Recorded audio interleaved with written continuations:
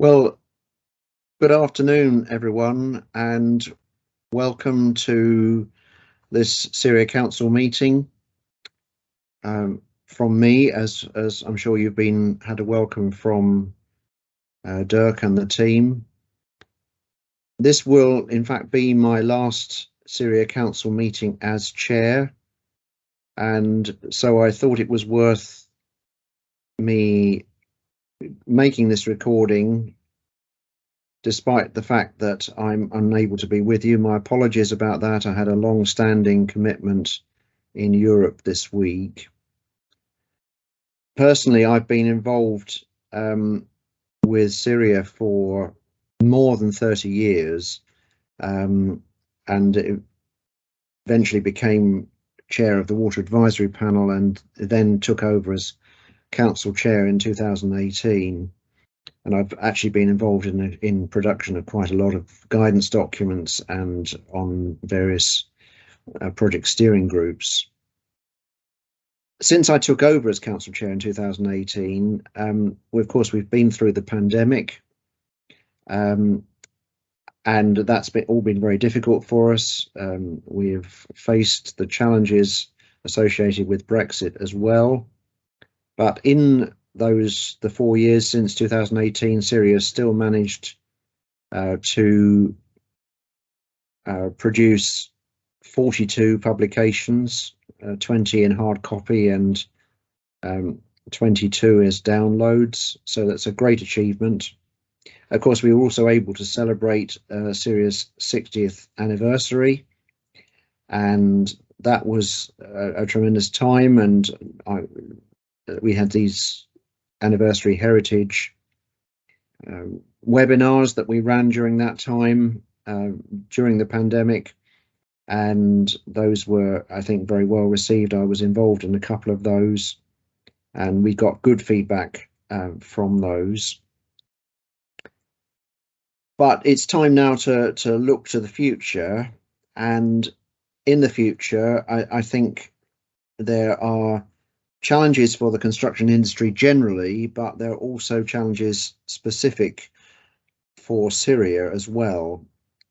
I mean, you're very well aware of the challenges that the construction industry itself is facing. For me, I would pick out carbon, of course, and trying to find a way to facilitate and encourage the move of, for example, construction machinery away from diesel over to hydrogen-based systems. Unless we address that fundamental point, the impact that we're going to be able to have on carbon is going to be pretty pathetic. So that's something that has got to be addressed, I would say, in the next 5 years. Also, we're increasingly moving to use and embrace nature-based approaches, recognizing that civil engineering should not be fighting against nature,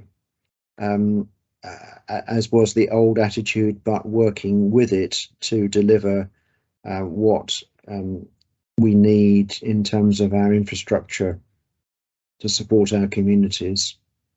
And in terms of communities, I think we need to move to much more comprehensive involvement of communities in project design and management. Perhaps a lot of that is motherhood and apple pie, but I think the points still need to be made. For CIRIA itself, it's a challenging time, but CIRIA does have a critical role in delivering the guidance that underpins efficient delivery of construction of a consistent quality. And the role of CIRIA has always been to make sure that what we put in guidance isn't just, well, this is the way that it's always been done, so you should do it that way. That kind of approach is very backward looking and very close-minded. What CIRIA has always done is to get down to the why do we do it this way, and if this way isn't right, then what way should we do it in the future?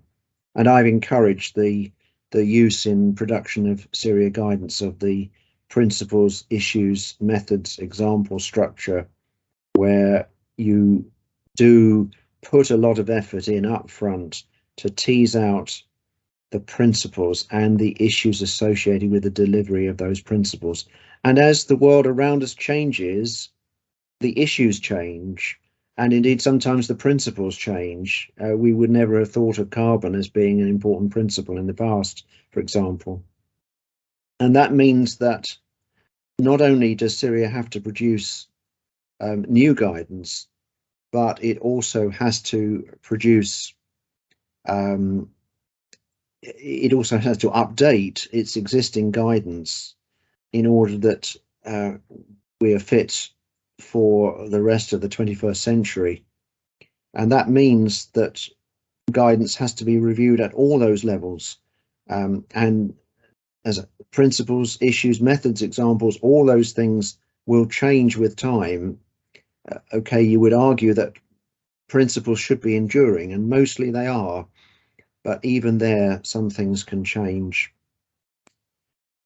So some considerable challenges lie ahead, and from a personal point of view, I've told Andy Moores that I'm willing to continue to work with him in the water sector to promote a refresh of cornerstone documents which we've used in that area. But I am moving on, and I wish CIRIA all the very best for the future. It has a great role to play in the future. And particularly today, I want to wish all the best to whoever is appointed as my successor as council chair. I'm sure you will do a great job and probably achieve more than I have, and I hope that you do. So thank you, everyone, and best wishes. Bye-bye.